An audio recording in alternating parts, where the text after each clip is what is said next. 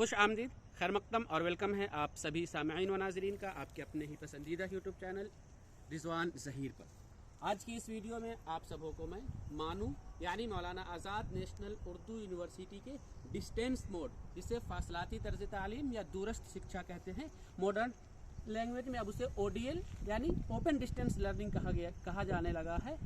उनमें मानू में जो भी कोर्स कराए जाते हैं, जैसे PG लेवल के MA English, Hindi, Arabic, Urdu, Islamic studies और हिस्ट्री, फिर BA, BCom और diploma in journalism, certificate course वगैरह, उन सभी कोर्सेज में सेशन 2022 में एडमिशन होने वाले में की डेट बढ़ा दी गई है। यूनिवर्सिटी का जो पिछला नोटिफिकेशन था उसमें 20 अक्टूबर तक लास्ट डेट था, लेकिन अब उस डेट को बढ़ा करके 10 नवंबर तक कर दिया गया है। तो जो लोग भी अभी तक मानू में फॉर्म अप्लाई नहीं किए थे और वो मानू से डिस्टेंस मोड से कोर्स करना चाहते हैं, तो वो 10 नवंबर से पहले तक फॉर्म अप्लाई कर लीजिए और उनके कोर्स फी पेमेंट करने का डेट वो 15 नवंबर तक है।